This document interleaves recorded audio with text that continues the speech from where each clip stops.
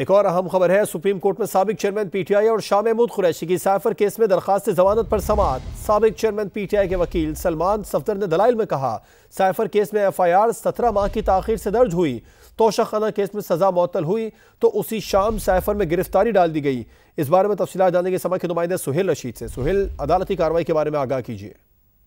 देखिए, इस वक्त साबिक चेयरमैन पीटीआई के दलाइल, उनके वकील जो है उनकी जानिब से दलाइल दिए जा रहे हैं और निशानदेही की जा रही है कि साइफर केस में जो एफआईआर दर्ज की गई वो 17 माह की ताखीर से दर्ज हुई और वजारत खारजा जो कि मुतल्लिका वजारत बंदी थी उसकी जानिब से कोई शिकायत भी नहीं थी। वजीर दाखिला उस वक्त राना सनाउल्लाह, उन्होंने सियासी इंतकाम के लिए ये केस बनाया। इसके साथ यह भी कहा गया कि जो साजिश का बयानिया बनाया गया कि साजिश तैयार की गई थी, उसमें एफआईआर में लिखा गया है कि 28 तारीख को यह साजिश तैयार हुई और फिर जलसे में इस खत को लहराया गया, जबकि जलसे की तारीख 27 बनती है तो एफआईआर ये वहीं पर खत्म हो जाती है। उसके साथ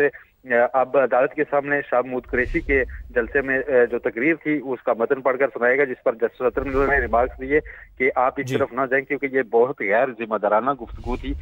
पूरी दुनिया में जो सफीर होते हैं वो अपने मुल्क को साइफर भेजते हैं, उसको कभी पब्लिक में डिस्कस नहीं किया जाता। जस्टिस सरदार तारिक मसूद की जानिब से ये रिमार्क्स दिए कि अगर साइफर को पब्लिक नहीं भी किया गया लेकिन उसको ऑन एयर तो उसका जो मतन था, उसको जो चीजें बताई गई वो किया गया है, उसको कम्युनिकेट किया गया है। लेकिन उनके जो वकील हैं उनकी जानिब से अभी भी दलाइल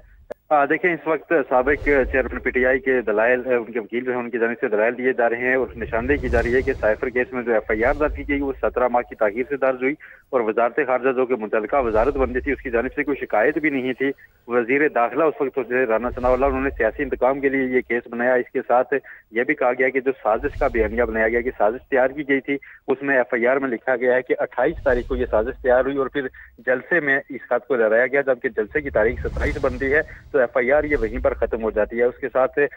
अब अदालत के सामने शाह महमूद कुरैशी के जलसे में जो तकरीर थी उसका मतन पढ़कर सुनाएगा, जिस पर जस्टिस अतर मिल्लर ने रिमार्क्स दिए कि आप इस तरफ ना जाएं क्योंकि ये बहुत गैर जिम्मेदाराना गुफ्तगू थी। पूरी दुनिया में जो सफीर होते हैं वो अपने मुल्क को साइफर भेजते हैं, उसको कभी पब्लिक में डिस्कस नहीं किया जाता। जस्टिस सरदार तारिक मसूद की जानिब से ये रिमार्क्स दिए कि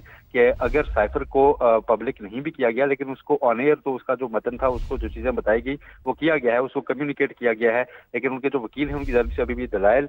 देखिए, इस वक्त साबिक चेयरमैन पीटीआई के दलाइल, उनके वकील जो है उनकी जानिब से दलाइल दिए जा रहे हैं और निशानदेही की जा रही है कि साइफर केस में जो एफआईआर दर्ज की गई वो 17 माह की ताखीर से दर्ज हुई और वजारत खारजा जो कि मुतल्लिका वजारत बंदी थी उसकी जानिब से कोई शिकायत भी नहीं थी। वजीर दाखिला उस वक्त राना सनाउल्लाह, उन्होंने सियासी इंतकाम के लिए ये केस बनाया। इसके साथ यह भी कहा गया कि जो साजिश का बयानिया बनाया गया कि साजिश तैयार की गई थी, उसमें एफआईआर में लिखा गया है कि 28 तारीख को यह साजिश तैयार हुई और फिर जलसे में इस खत को लहराया गया, जबकि जलसे की तारीख 27 बनती है तो एफआईआर ये वहीं पर खत्म हो जाती है। उसके साथ